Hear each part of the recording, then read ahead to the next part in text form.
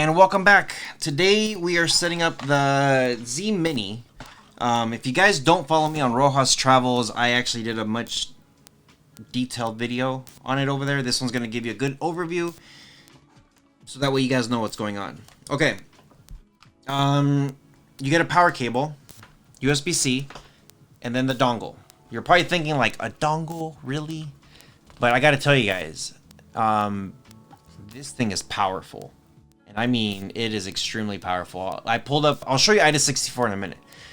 You're going to be pretty impressed. I definitely was very impressed. Most of these things, when you pull up resolution, you get 1080p. It says it supports 4K, and it does. They usually have the codecs for it. Yeah, just hold on for a second. You do get your remote with a, I love this color, the cover for this. I'll show you some basic functionalities on this, on how to mess with it, but it's a really, really good remote. And then I think that's it. You get some batteries, you get some instructions. The way they have the box set up is actually like a present. It's pretty good at what they've been doing, and what some of the stuff that they've been slowly upgrading. They're keeping up with the crowd right now. So, okay. Let's plug this in and see how it looks.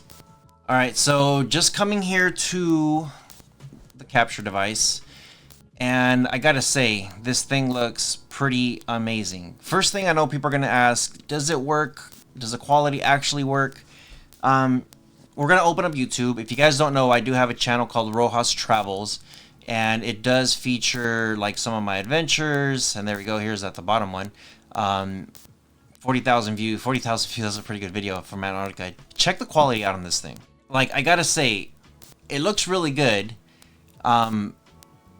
I spent a lot of time making sure the quality on this thing is great, but look at this. It's automatically already pulling it up at 4K. I don't even have to adjust it. And look how great the quality on this thing works. I should say looks. Look how great the quality looks. It's just clean. It's so clean. It's so good. Yeah, it's not even buffering. There's like no issues on this thing. It works. You have My TV Online, which is their new stuff. You have Market. You have Formuler Remote, which the remote here, all you got to do is just click on it. It gives you some options. The hotkeys, those are for these bottom ones. With the buttons, if you click on it, right now it has like single tap, but you could also do a double tap long press for the first one. And then for the second one, hotkey, it says 3. It says single tap already has this one, but you could also double tap and long press to do something else.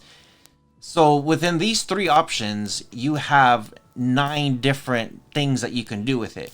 Same thing with the color keys. You could say, hey, I want red to be YouTube. I want green to be Hulu. You know, whatever you want. And then the buttons are just right there at the top. Easy to use and easy to set up. The way they have this is just great. There's other settings that I'll let you play with, but there it is right there. So that way you guys kind of know exactly what it is that you're getting. Google Play Store, you got to log in. Media browser, of course, that is what it is. And then I have a very good VPN deal in the description below. That way you guys can get set up. They do have an edit row, which this reminds me very much so like NVIDIA Shield, how you could add rows.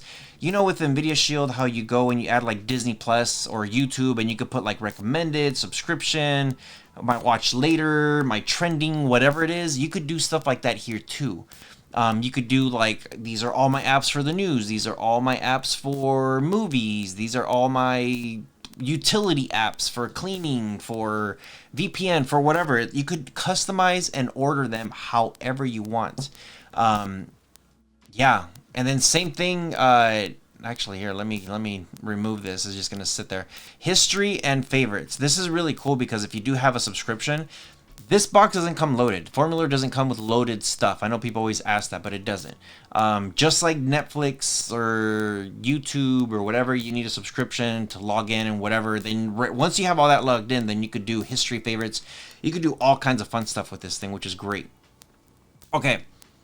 Not trying to make the video too long, but we do need to come here to apps, and we are going to IDA64. Again, this reminds me exactly like how the Shield is.